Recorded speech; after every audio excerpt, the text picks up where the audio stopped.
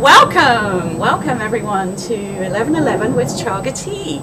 This is our launch show and we're very excited to have a special guest today, Agatha Morell. Thank you. My name is... Thank you. I'm Fiona Barrett and I'm Roberta Chadis. Roberta. Yes, very happy on a beautiful Monday morning. It is. Gorgeous day here today. We're very lucky. Yes, we are. Yes, we are.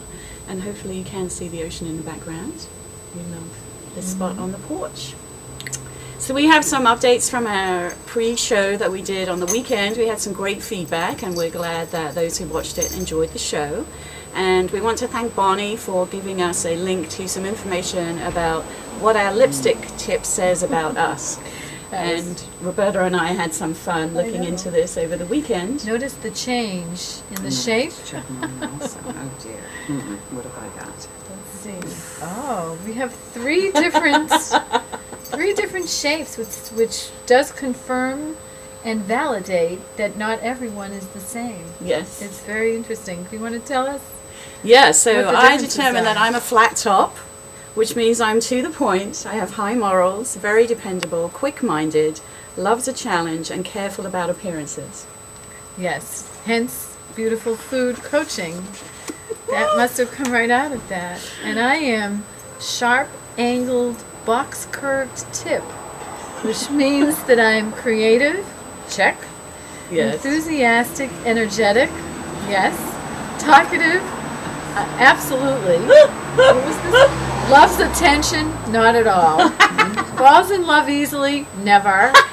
And helpful, no, I would rather not be helping anyone. But I think it does describe exactly who I am, and it's amazing. How about you? I'm going to have to put on my glasses and see. I am sharp angle tip, opinionated, absolutely, high-spirited sometimes, dislikes schedules, but I'm on time, selective of friends, outgoing, likes attention, and argumentative. I do like a little bit of boxing. Verbal boxing, actually. Yeah, okay. Isn't it amazing That how is fabulous. accurate Yes.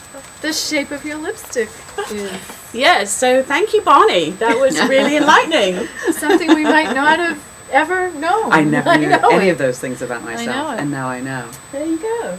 And today I am flourishing in my lipstick color. And you are... Magical. Yes. And I am delicious and opulent. I mix mine. Ah, yes. Yes, I put on 2 different shades to just get that custom blend. So, and now I might introduce the fact that it is 11:11 with Chaga tea, and we're drinking a delicious cup of tea in these delightful mugs.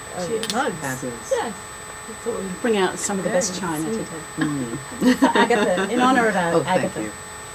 thank you. So I think it might be time to allow Agatha, our guest, Yes. Agatha Morell, who I know from Toastmasters. We both belong to the same club, and I am following in Agatha's shoes, which is not an easy task. But she has set a wonderful example for me in that group. And Agatha also teaches at Emerson and Salem State. Yes. Now we'd like to hear from you.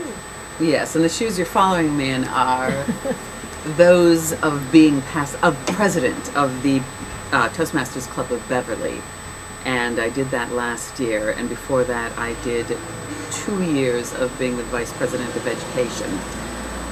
Too much teaching sometimes, but that's good. But we did a fabulous workshop, I suppose about 3 weeks ago, and I was thinking about this idea of self-reflection. I have my students do write some essays on self-reflection, and I thought we all need to sometimes take time to be a bit introspective and to think about what we think about, I suppose, in the sense of who we are, what we have done with our lives, what we've done in the past, and in a way that helps us think about where we're going, not in the sense of goals, but just an intellectual reflection on who we are. So I did a few exercises, one of or what are called writing prompts, and one I did, it's a writing prompt that I got from the open courseware of MIT, which is a fabulous website if you want to learn anything.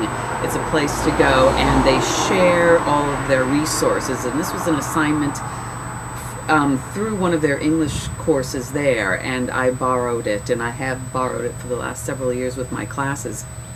And it's called Drawing Your Life, and you get to begin with drawing your life, and you get to play with colors and crayons and colored pencils, and that's something we don't really do as adults. We give pencils to children if we have them, or we get rid of them once the kids are too old to use them, and we forget about our own sense of drawing and coloring.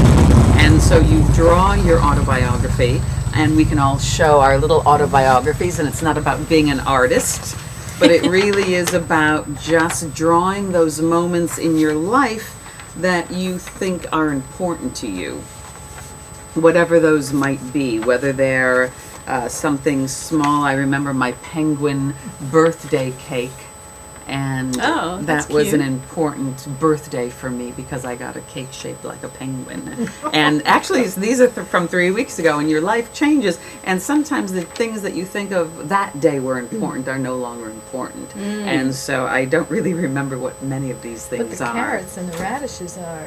Because gardening is still important to me. Yes.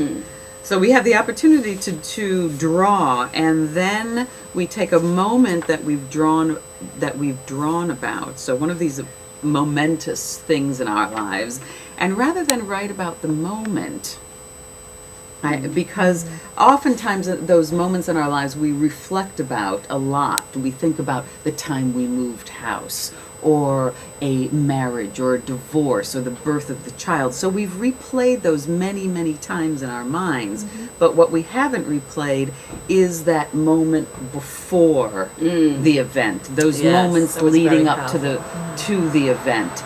And that's why I think those are the moments where we catch a glimpse of who we are. And that's why I chose it. I tweaked her assignment a bit.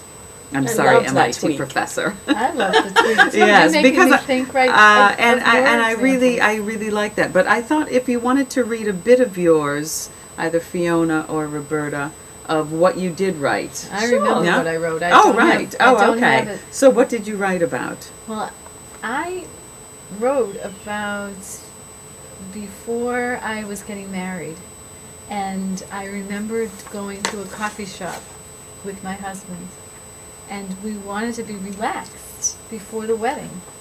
So we went, it was in Ipswich, and we went to this little coffee shop as the soon-to-be bride and groom, and we were experiencing the whole day, and it was fun. But because of your exercise, I thought about the event, and then I thought about what happened before the event, which really gave me a different feeling about my life.